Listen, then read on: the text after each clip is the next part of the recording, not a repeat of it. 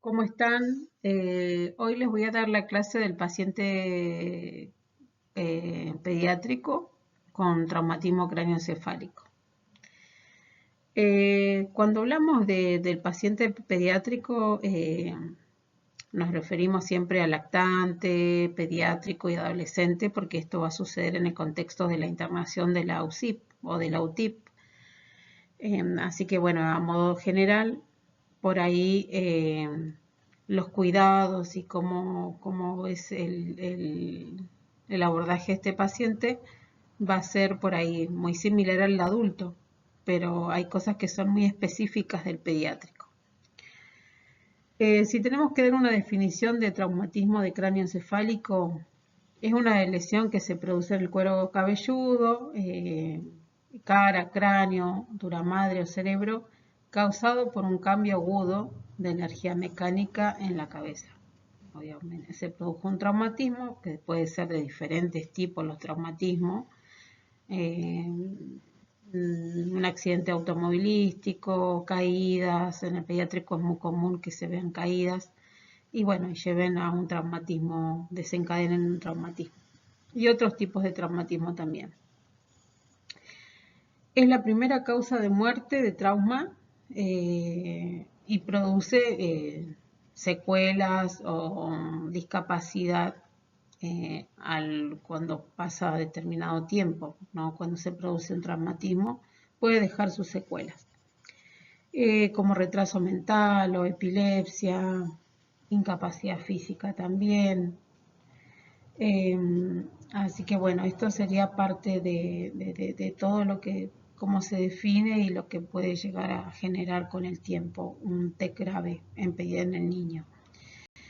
Tiene una alta tasa de mortalidad, eh, es muy amplia la tasa de mortalidad, lo que genera y bueno, y también de mortalidad.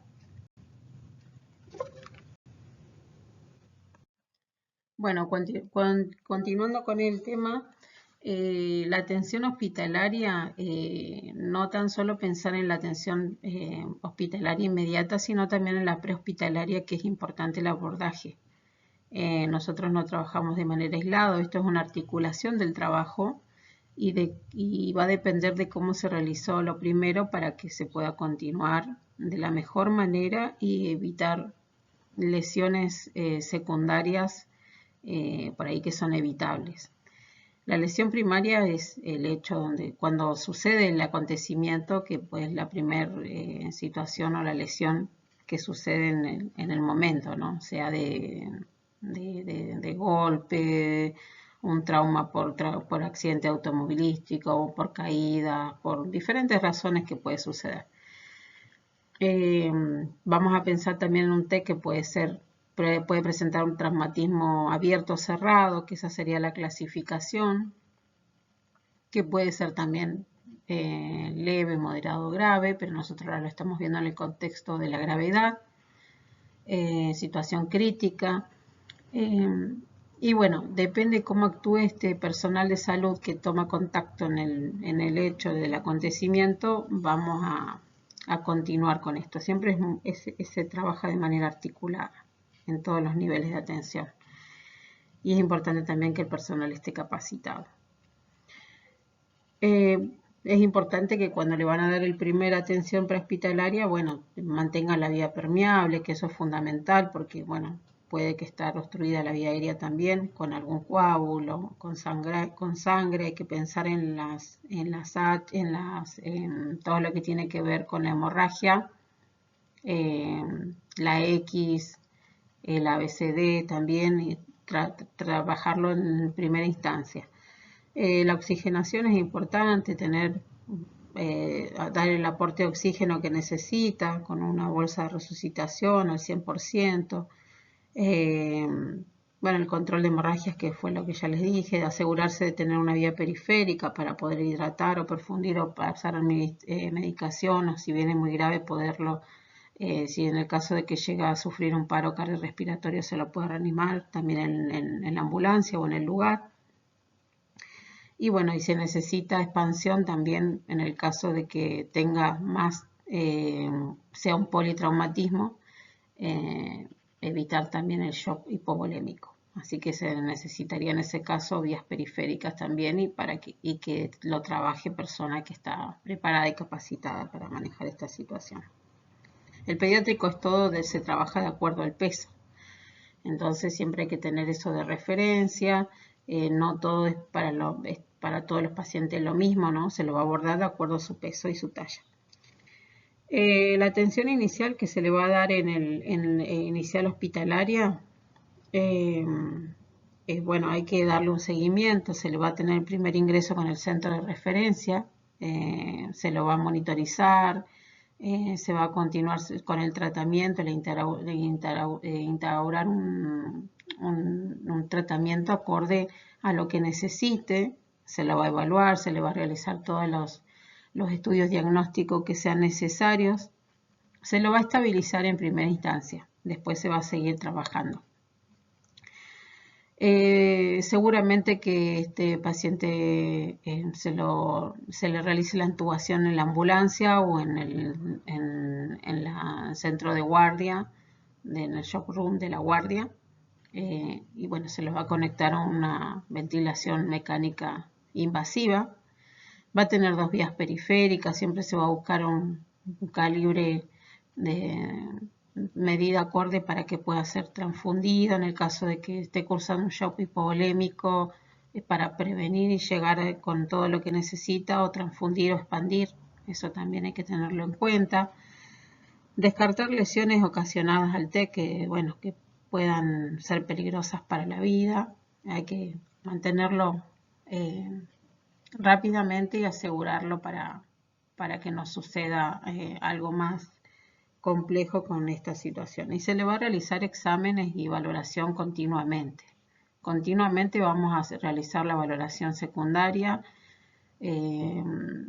porque bueno, la valoración primaria ya seguramente se le realizó en el lugar, entonces vamos a continuar con la valoración secundaria continuamente hasta que bueno, este paciente pueda ingresar a la unidad de cuidados críticos. Bueno, acá teniendo en cuenta un poco de lo que es la definición del TEC y cómo se considera y cómo lo llevan las organizaciones que trabajan en las estadísticas y el manejo de todos los comités relacionados al tema.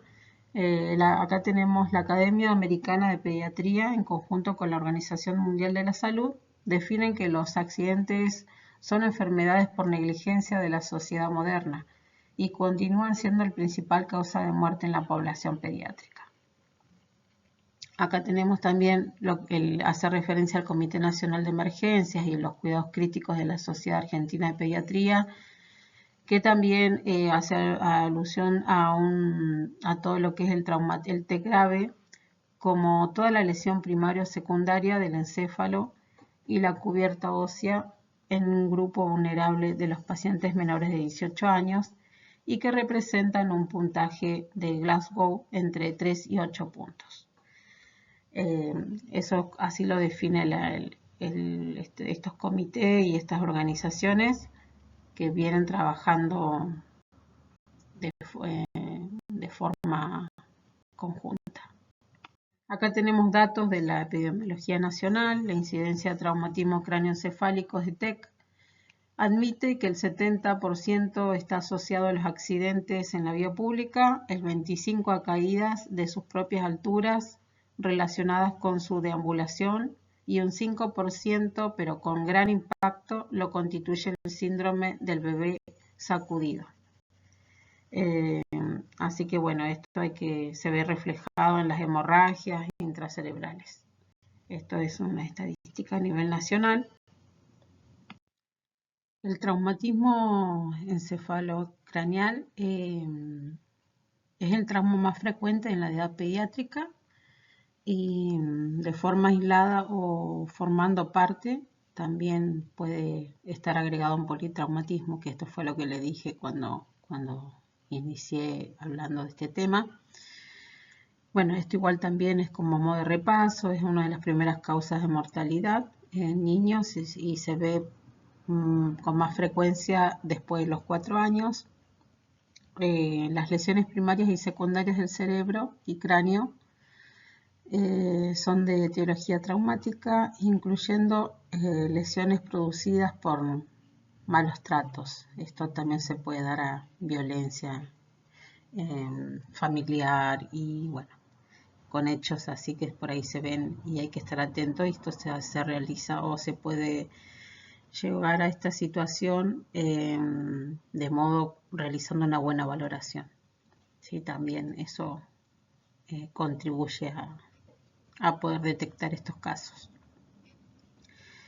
El traumatismo encefalocraneal por lo general es grave cuando tiene un Glasgow de 3 a 8 con fracturas de cráneos complejas o lesiones craneales penetrantes. Se podría, dentro de la escala de valoración, tener este puntaje. La atención siempre va a ser protocolizada desde el primer evento hasta que el paciente se va de alta de la unidad de cuidados críticos. Esto disminuye la morbimortalidad y aumenta también la eficacia de los recursos, ayuda a disminuir errores en el manejo clínico. Este es uno de los pilares fundamentales en este caso. ¿Qué tipo de monitoreo se utiliza y qué valoración se realiza en estos casos? Lo comúnmente, y como todos ya ustedes saben y lo pudimos ver, identificar en el traumatismo cráneoencefálico del adulto, hay cosas que son muy similares. Siempre vamos a tener la escala de Glasgow, que es bueno, la más utilizada, la valoración también de las pupilas, que ahora también vamos a ver. La frecuencia respiratoria, hay que monitorear la frecuencia cardíaca, la tensión arterial, que eso es parte del monitoreo no invasivo. El monitoreo no invasivo y se realiza a través de un monitor multiparamétrico. La tensión arterial, la diuresis, se tiene control de todo lo que ingresa y egresa y dentro de esto está incluido la diuresis horaria o según cómo esté o se realicen los balances.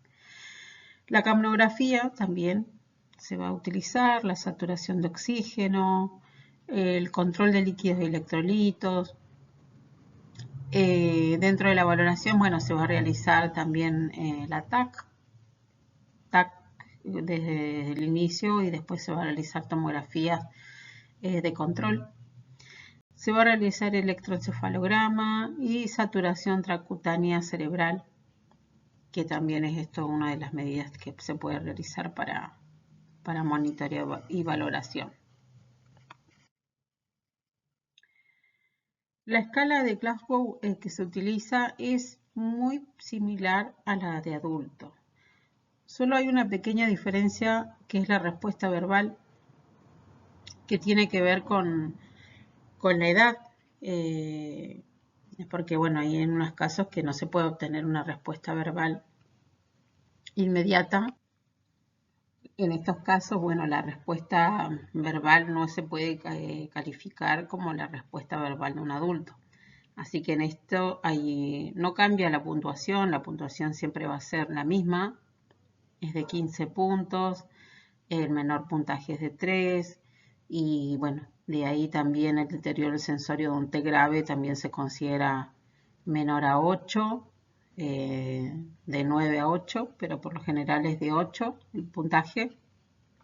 Y esta puntuación, respuesta verbal, va a modificarse si balbucea, si llora, porque bueno, tiene otra forma de comunicarse, ¿no? Ni el lactante o niño. Si llora persistentemente, esta es la diferencia que hay, o si se queja. Esta sería la modificación que hay entre la escala del adulto y el pediátrico.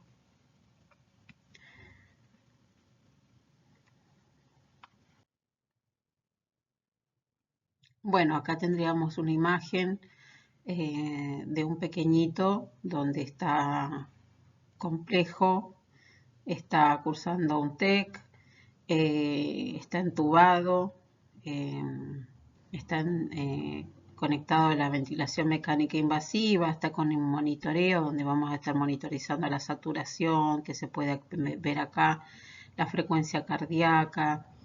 Tenemos también acá la capnografía, la medición de TAM. eh, Esto es muy importante porque, bueno, hay que estar continuamente valorando y realizando los controles para notar todo. Los síntomas frecuentes, los signos y síntomas que por ahí eh, se pueden ver en estos casos donde hay un TEC grave es anisocoria, déficit motor, que también esto podría estar disminuido. Eh, Otras, bueno, ver en qué lado se produjo la lesión, qué tipo de fractura es, si es cerrada o abierta. Dependiendo de cómo sea, va a ser el compromiso también que pueda tener este paciente. La cefalea progresiva, si es muy intensa, si por ahí puede progresar de un TEC moderado a un TEC grave también. Ver las pupilas como son, si son normales o va en aumento, si va en aumento, de cuánto sería aproximadamente. Acá tenemos cómo son las pupilas. Acá se pueden identificar, acá se ven normales. Eso se denomina isocóricas, que eso por lo general también son para el adulto, es lo mismo. Acá se pueden ver pupilas dilatadas, midriasis, se la denomina midriasis cuando están dilatadas. Contraídas se la denomina miosis. Hay que ver igual si no está con algún fármaco que pueda producir miosis, que por ahí hay medicamentos que producen eso, como la morfina. Asimétricas, hay que ver si hay asimetría en ambas pupilas y eso se denomina anisocóricas. Estos son los nombres y desde lo normal y va cada nombre se puede identificar cada pupila con con un nombre, ¿no? Estas son las características. El monitoreo Doppler transcraneal igual se utiliza mucho para en estos casos, más cuando es grave, se está continuamente evaluando a ver si hay cambios en la perfusión cerebral. Y bueno, y hay diferentes tipos de ver, pero bueno, esto a modo de que ustedes también sepan que es un estudio más que se realiza y que en algunos casos se utilizan más. En el T grave se utiliza para ver si hay grandes cambios o hay algún indicio o se pueda sospechar de muerte cerebral. ¿Qué tipo de monitoreo se realizan cuando hablamos de monitoreo invasivo? Acá ya relacionando lo que ustedes vienen trabajando de la unidad 2, la unidad 1, tenemos la medición de la TAM, que bueno, ustedes ya saben que es un monitoreo invasivo, que donde se introducen un catéter en la arteria y bueno, se mide, se controla de forma continua, donde ahí es importante el dato de la TAM para poder trabajar con la presión perfusión cerebral, que ustedes saben que es igual que en el adulto, se calcula la TAM menos la PIC, eso nos va a dar un número que se denomina presión perfusión cerebral. ¿Sí? Esto tiene que estar en un número por lo general de 50-60, no ir más de 70, que eso sería dentro de los valores normales. Bueno, cuando hay un drenaje ventricular externo, que es lo mismo para el pediátrico y el adulto, y en este caso hablamos de la presión intracraneana grave, el traumatismo craneoencefálico grave, hay que considerar esto porque estas son las medidas por ahí que hacen aún que aumente más la presión intracraneana. Entonces tenemos que trabajar y valorar continuamente esto o disminuir estos valores o mantenerlos dentro del rango normal, de lo que es lo normal. El traumatismo craneal hay que ver dónde está localizado el hematoma, si hay contusiones o herniación. Hay que evaluar estas situaciones para que no se complejice, que este paciente no siga complejizándose y agudizando su situación.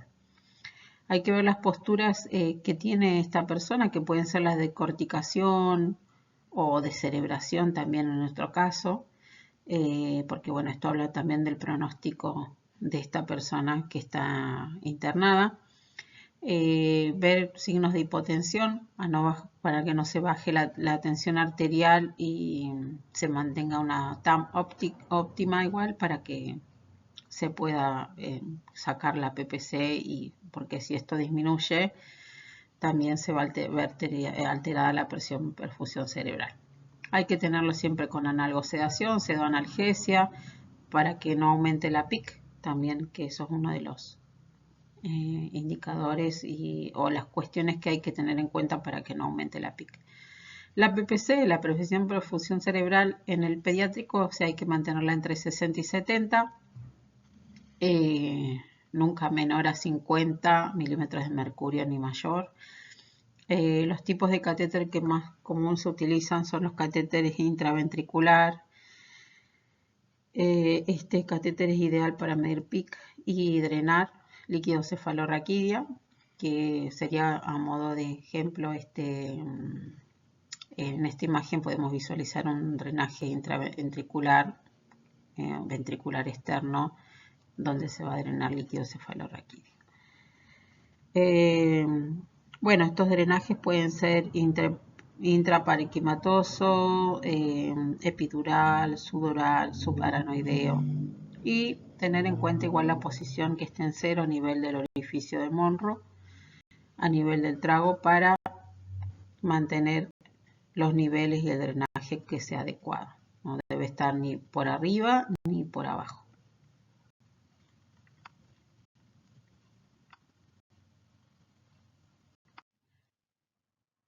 Bueno, acá se puede visualizar un equipo, un monitoreo que se utiliza para la medición de PIC, que es igual que en el adulto y en el pediátrico, se usan los mismos equipos y para valorar la PIC. Este es un catéter, este dispositivo se conecta con un traductor al catéter que ya trae el paciente del postoperatorio, y se hace la conexión, y esto es lo que se va evaluando. Se deja en un lugar seguro, que sea firme, para que no se rompa el equipo. Igual hay que cuidar el equipo también porque hay poquitos, entonces hay que tener cuidado en eso igual. La PIC se mide en valores va entre siempre, hay que mantenerla no más de 15, no más de 20, ¿no? Porque eso ya estamos hablando de una PIC que no es normal. Pero los valores siempre van a oscilar entre 7 y 15 en el pediátrico. La PIC oscila, no es un valor fijo, aunque por ahí se mantenga estable por un largo tiempo, siempre va a oscilar. Al mínimo movimiento o cuando uno lo vaya a realizar los controles o manipular para hacer un procedimiento o aspirarlo, ahí va a haber un cambio, va a haber una alteración. Por eso igual es bueno que cuando uno realiza una técnica, un procedimiento, tenga que realizar un rescate de analgosedación para que no tenga dolor en ese momento o sedarlo un poquito para poder hacer las actividades que uno tiene que realizar con este paciente. Así que bueno, no debería estar por arriba de los 20, hay que mantenerlo entre 15 y 20. Y bueno, en estos casos hay que evaluar estas situaciones.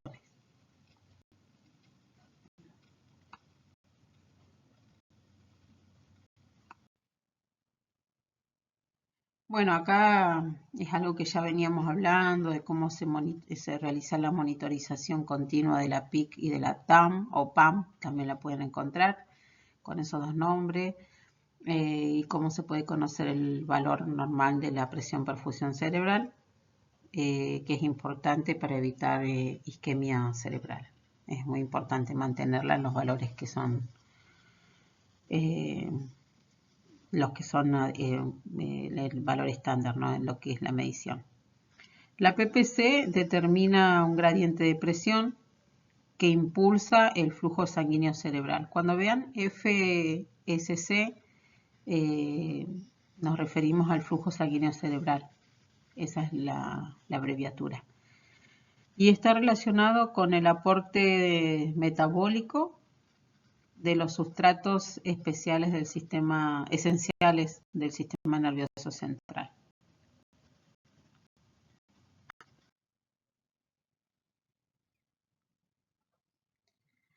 ¿Qué consideraciones debemos tener en la circulación? Bueno, mantener normal la volemia o normovolemia en estos casos.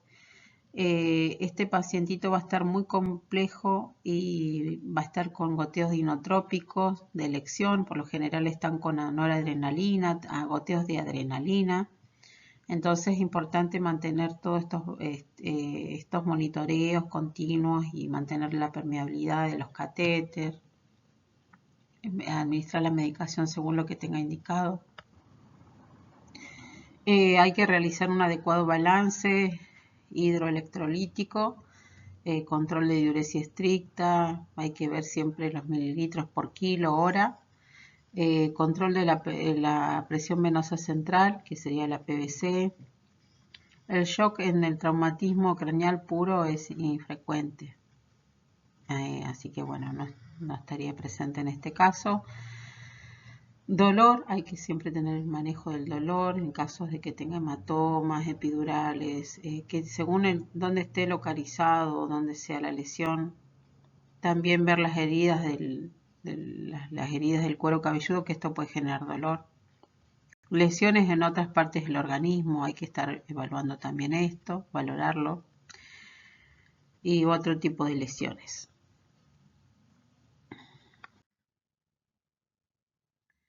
Las medidas de primera línea, bueno, mantener la normoglucemia.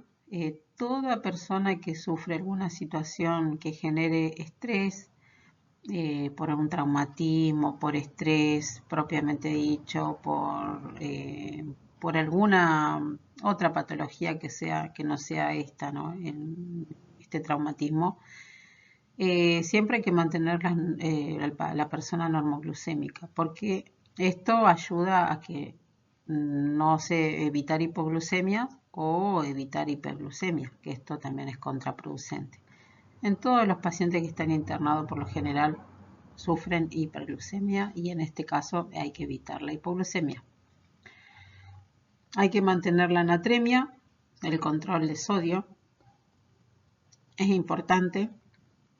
Evacuación de líquido cefalorraquídeo. Si el niño tiene un catéter intraventricular, para la medición de PIC hay que hacer un control en la evacuación de este líquido. ¿Sí? Hay que tener en cuenta lo que es cuando tiene el catéter, mantener toda la técnica estéril, que eso también lo habíamos visto en los cuidados del catéter en el adulto, que son los mismos para el pediátrico.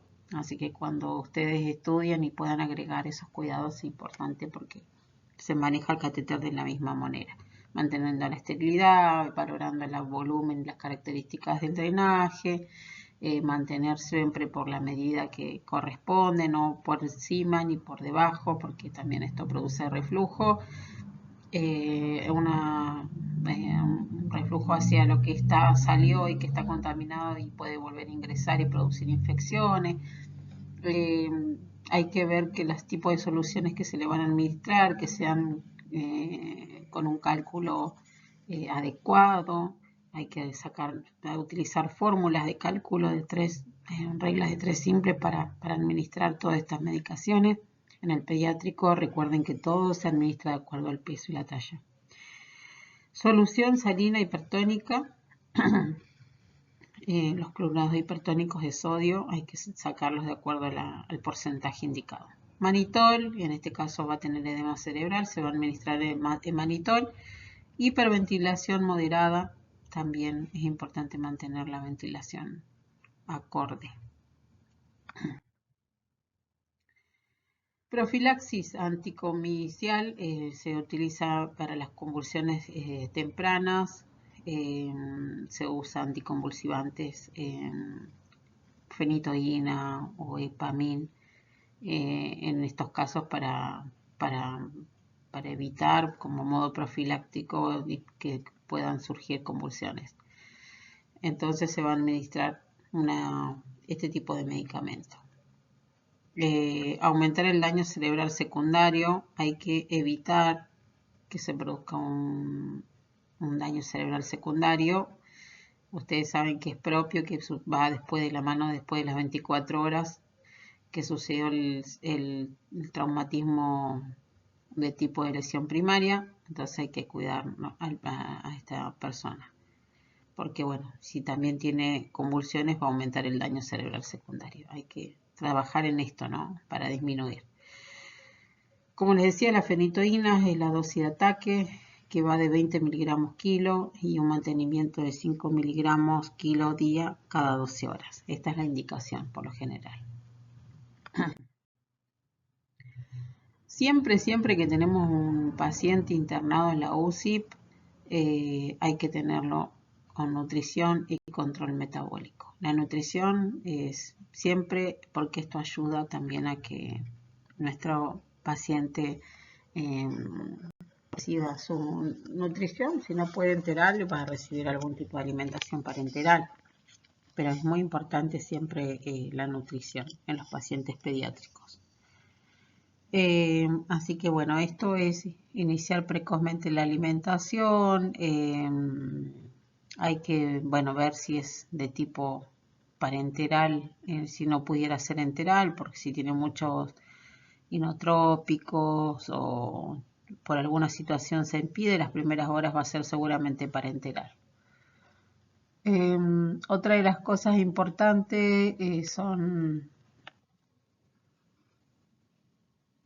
considerar, bueno, todos estos cuidados que son propios de la nutrición y el control metabólico que abarca todo lo que tiene que ver con las glucemias y la hipoglucemia no es de buen pronóstico, así que bueno, hay que mantener la glucemia y bueno, y trabajar. Si hay protocolos en el servicio, en el lugar de trabajo es mucho mejor para abordar todas estas situaciones que vamos a trabajar con este paciente.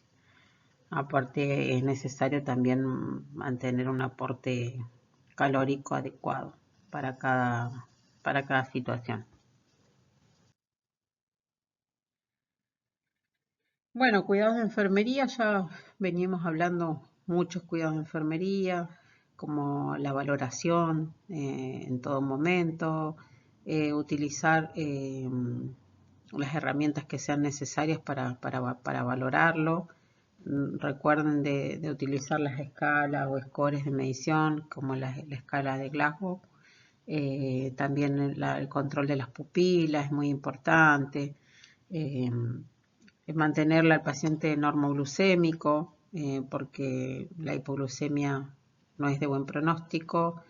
Mantener los signos vitales, mantener la tensión arterial, el control estricto, porque no se olviden que va a estar con inotrópicos. Y todo lo que es relacionado específicamente la posición de la cama es una de las cuestiones también que hay que tener en cuenta, la posición de la cama. Recuerden que en el TEC hay que mantenerlo de 30 grados, de 15 a 30 grados. Hay que tener en cuenta todos los cuidados relacionados al catéter, al drenaje ventricular externo, que también son similares a los del adulto, así que chequeen esto con lo que vimos en la primera clase, y bueno, los valores que no aumente la PIC, no aspirar por aspirar, siempre tener en cuenta que hay que aspirarlo cuando realmente sea necesario, y eso lo vamos a saber ocultando a nuestro paciente. Siempre prevenir las lesiones por presión, que son colocar parches para prevenir estas lesiones que se pueden dar. Siempre que llegue, que reciba su alimentación, sea enteral o parenteral, adecuadamente, para no perder que sea su alimentación con las calorías que necesita. Chequear esto, consultar con el equipo de trabajo, con los médicos en este caso, cómo va a ser su alimentación, porque es muy importante la alimentación en pediatría, la nutrición, en todos los pacientes. Entonces, estas cuestiones siempre se tienen que chequear, sacar el cálculo bien. Si dudo, vuelvo a hacer el cálculo de la administración de medicamentos, porque bueno, en estos pacientes pediátricos es rigurosa. Entonces hay que tener siempre presente cómo va a ser esa alimentación. El monitoreo continuo, no desactivar las alarmas, porque bueno, eso también nos puede ser una mala pasada, pues las alarmas siempre van a dar aviso también, y nunca olvidarme de la valoración. La posición de la cabecera, siempre, como les dije, no más de 30 grados. Y bueno, las otras cuestiones que vienen, que se suman a estos cuidados, porque siempre hay cuidados específicos que son del paciente neurocrítico, y después tenemos todos los otros cuidados que tienen que ver con la parte respiratoria, prevenir las neumonías asociadas a la ventilación, higiene bucal, el lavado ocular, que es muy importante también para prevenir o evitar el ojo seco, que es típico por ahí de los pacientitos, o ponerle gasas húmedas en los ojos. Si tiene un catéter, estar valorando continuamente si no hay signos de infección, o todos los catéteres que tiene, estar evaluando también si no hay exudado o signos de hemorragia o de sangrado que podamos identificar. Y bueno, todas las cuestiones que hacen a este cuidado complejo, porque está muy complejo nuestro pequeño o nuestro paciente pediátrico, puede ser adolescente o también puede ser un lactante. Así que siempre tener en cuenta todos estos cuidados que se van sumando. Bueno, vamos a seguir avanzando un poco con esto que se refiere a los trastornos convulsivos. Cuando hablamos de convulsiones, es una alteración súbita de un episodio muy involuntario en la conciencia, ¿no? La actividad motora, la conducta está relacionada a la sensibilidad o la función autónoma. La epilepsia es un trastorno en el que una persona tiene convulsiones espontáneamente recurrentes.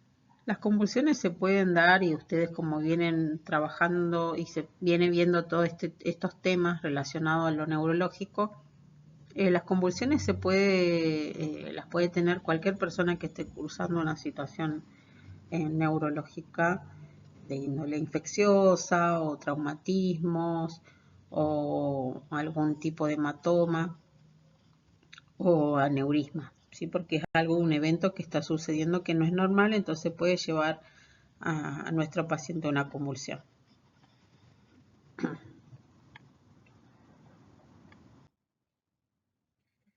Bueno, ¿qué causa una convulsión? Hay muchas causas que lo pueden generar. Yo les fui diciendo algunas. La causa más común de las convulsiones dura los primeros 6 meses de vida, que son lesión de nacimiento grave, que acá estaríamos hablando de todo lo que tiene que ver con de lo congénito, ¿no? Las enfermedades congénitas. Estos defectos congénitos pueden ser malformaciones congénitas del sistema nervioso central. Las infecciones que pueden generar, como algunas que estuvimos viendo, encefalitis, meningitis, por lo general si hablamos de infecciones. Errores innatos en el metabolismo, y también pueden ser otras causas como los traumatismos en el nacimiento. Incompatibilidad sanguínea o hemorragias. Hay muchas situaciones que pueden llegar a generar una convulsión, ¿no? por lo general esto es lo más común y es lo que produce. Así que este también creo que es un tema importante que se tiene que tratar porque, bueno, es parte de lo que se produce y una convulsión también, si no se trata, puede ser grave. ¿Cómo se producen? Bueno, las convulsiones son recurrentes, se nos denomina epilepsia. Un grupo de neuronas anormales generan un impulso de forma espontánea. Después también tenemos las conscientemente eléctricos, que bueno, acá por lo general hay un impulso eléctrico que provienen de las regiones encefálicas centrales que afectan la conciencia. Estas se pueden localizar en un área del encéfalo y bueno, y causar alguna respuesta específica en lo que respecta a la convulsión. Pueden haber excitación celular también, así que bueno, esto también es importante. Y bueno, pueden desencadenar diferentes estímulos que se pueden dar por estímulos ambientales o fisiológicos como el estrés emocional, ansiedad, fatiga, infecciones o trastornos metabólicos. Las pruebas diagnósticas que comúnmente se realizan en historia clínica completa, hay que ver los antecedentes, si ya viene con algún cuadro epiléptico o de convulsiones, chequear todo esto que es importante en el caso de que presente convulsiones. Hay que ver las causas. Hay que realizar un examen físico y neurológico completo.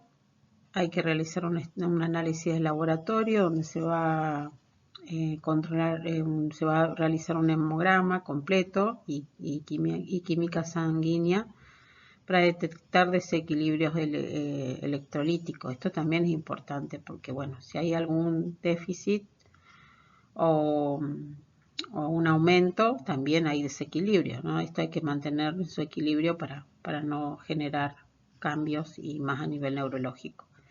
Hay que ver valores de glucemia para detectar episodios de hipoglucemia en el caso de que esto pueda llevar a contribuir a que suceda.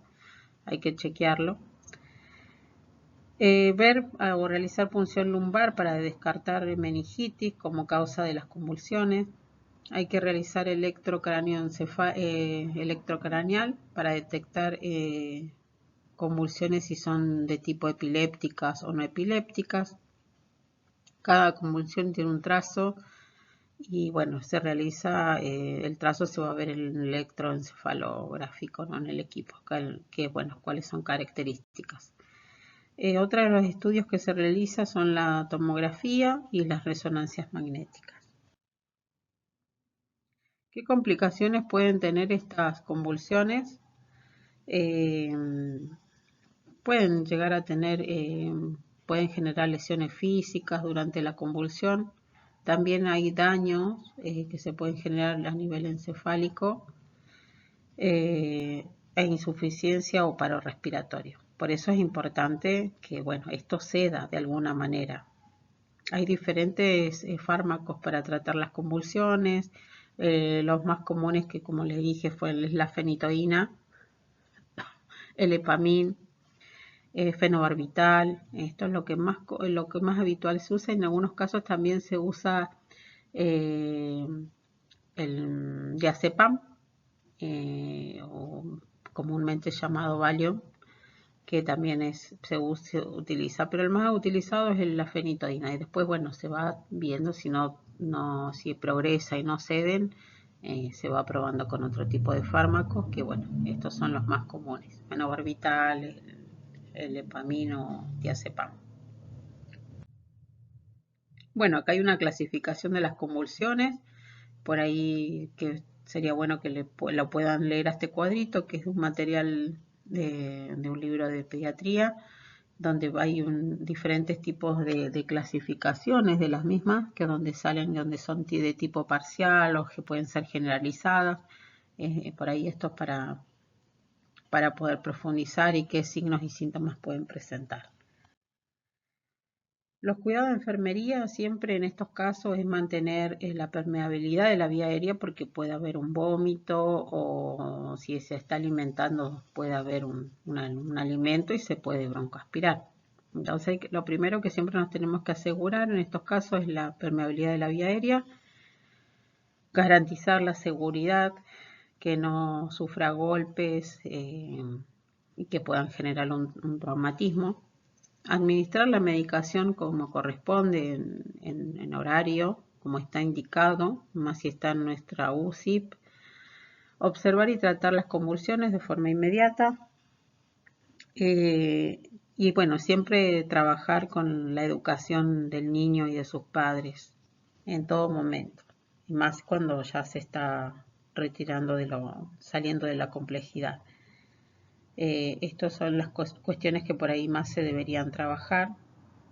Y bueno, y en el caso donde veamos alguna anormalidad o alguna cuestión que no sea de manera que pueda estar bien o lo veamos como el que no está haciendo una convulsión, nos sospechamos, tenemos que dar aviso inmediato para ver qué tipo de convulsión es, y porque a veces son difíciles de detectar, dependiendo de cómo se clasifiquen. Pero bueno, más cuando están con analgosedación, no están muy sedados, como en este caso estarían en la terapia, son más difíciles de detectar, pero es importante también porque por ahí realizan, parece que fueran leves, pero bueno, no hay que tratarlas sí o sí, por eso es importante la profilaxis también de anticonvulsivantes.